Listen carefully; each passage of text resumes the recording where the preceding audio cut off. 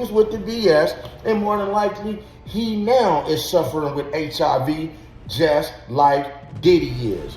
You have to understand, guys, this is a small circle. Diddy's so-called bedroom doctor just put him on blast, and what came out got the whole industry side-eyeing him heavy. We ain't even talking about the legal cases, the raids, or the lawsuits this time. This one's way more personal. The whispers say Diddy's been secretly battling something no billionaire can cover up, a D-size problem that's been haunting him behind closed doors. Now here's the wild part. According to folks close to him, this ain't just a rumor cooked up on social media. His own private doctor, the same man who was supposed to keep things locked down in the bedroom department, spilled the truth. Word is, years of reckless living, non-stop freak-offs, and left Puff dealing with erectile dysfunction and an infection that knocked him out the game. And if that wasn't bad enough, court whispers claim he was still bragging about pulling himself out during parties, but people in the room said it was nothing more than a Tootsie Roll situation. That's the secret size battle his doctor supposedly confirmed. But let's back up a little, because to really understand how we even got here, you gotta look at the chain reaction that brought this man from music mogul to medical gossip.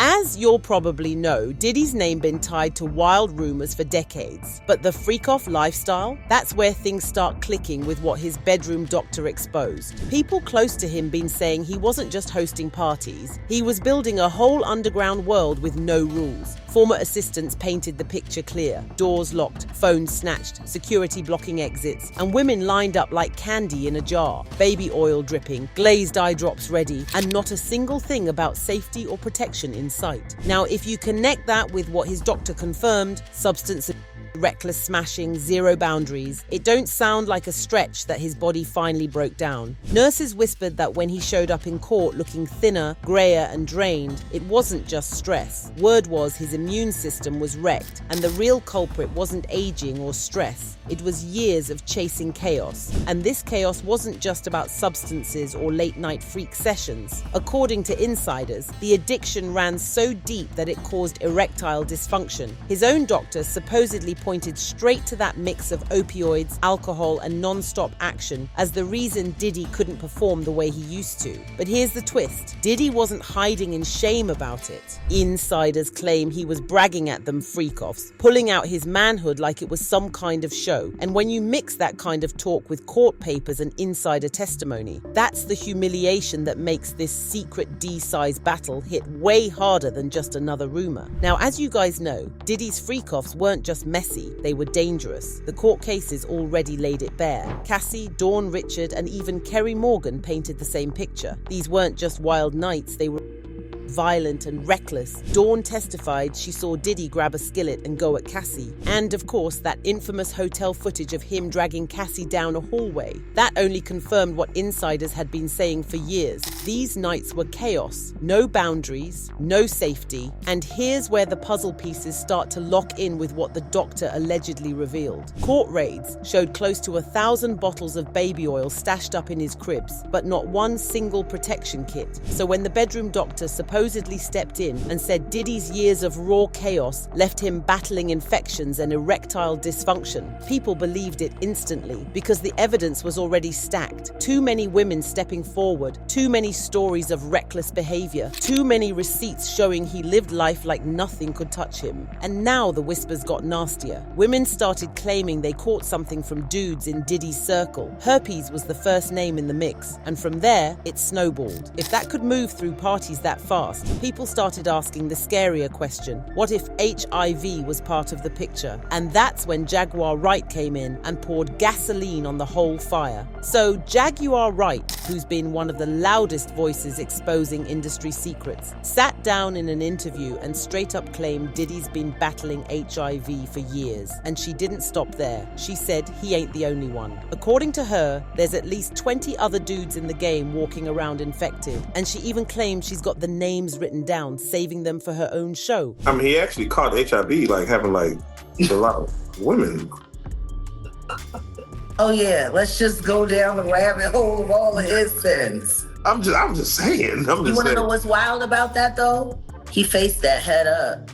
He did. And he didn't stop. And he didn't stop doing what he's done. That shook fans to the core. Because if Jaguar's telling the truth, then Diddy's so-called secret D-size battle isn't just about ED or infections. It could be tied to something much bigger and deadlier. Now here's the wild part. The first celeb name fans started side-eyeing after Jaguar's claims, Usher, and it ain't hard to see why. Usher's connection to Diddy goes way back to when he was just 13, living with Puff in New York, trying to break into the music industry. Usher himself told Howard Stern about those days. At first, he tried to make it sound cool, but later admitted it was curious and said he'd never let his own kids around that kind of environment. And when you think about it, the dots get scary. Usher himself has faced lawsuits accusing him of passing herpes to women, the same herpes Diddy's been accused of fighting behind the scenes. So fans started asking if Puff was really battling HIV or other STDs, and if those reckless freak-offs were as raw as insiders say, could Usher have carried more than just old memories out of that house? That's the kind of speculation that makes people nervous, because once you start connecting those dots, the whole industry starts looking compromised. But Jaguar's claims weren't the only bombshell. Around the same time, a whole different name popped back up. Jonathan Oddie, the guy who once shot up Trump's Doral resort,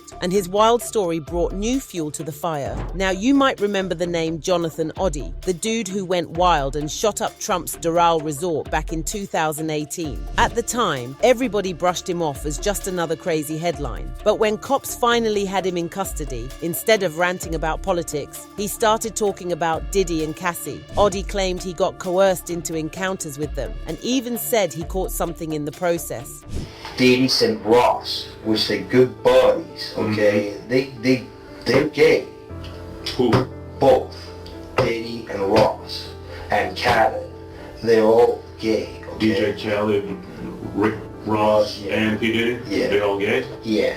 Gotcha. He swore there was a lawsuit that got hushed up real quick with money. Back then, nobody believed him. But with all the new whispers about Diddy's health, people started replaying Oddie's words. And suddenly, they don't sound so far-fetched. And then there's Kim Porter, Diddy's longtime partner, the mother of his kids. Her death back in 2018 always carried whispers, but now the volume's turned all the way up. Word on the street is that her real autopsy showed she was HIV positive. If that document ever leaks, it's not just a personal tragedy, it's a bomb straight to Diddy's legacy. Because Kim wasn't just a fling. She was in his house, raising kids, living with him through all those years of freak-offs. If she tested positive, people gonna ask the obvious questions: when, how, and from who? And it don't stop there. Craig Mack, Diddy's very first big artist, the man who helped launch Bad Boy, also died in 2018. Official cause? Heart failure. But reports later tied it to complications from AIDS. Craig himself dipped out of the industry, joined a religious group in South Carolina, and spent his final years away from the spotlight.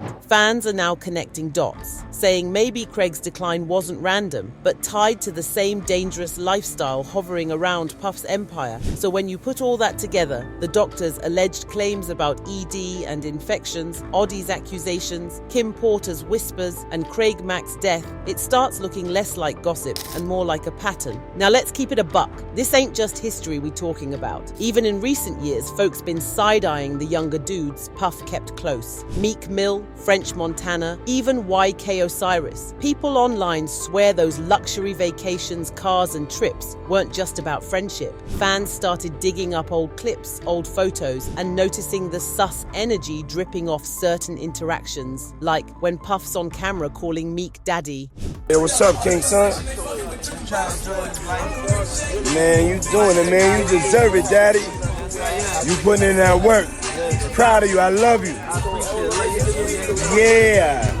They're asking if these gifts came with strings attached, if this was part of the same lifestyle that left him battling infections, ED, and that rumored secret size issue his doctor supposedly exposed. And when you take that, add it to the endless freak-off stories, the violent testimonies, the whispered HIV claims, and the humiliating Tootsie Roll talk, it paints a picture of a mogul whose empire is built on secrets, but whose own body may have betrayed him in the end. So here's the real question. Is Diddy's so-called secret D-size battle just another rumor in a long line of industry gossip? Or is this the smoking gun that shows his reckless lifestyle finally caught up to him? What do you all think? Is this doctor's reveal the real deal, or is somebody out here setting Puff up for the biggest takedown the industry's ever seen?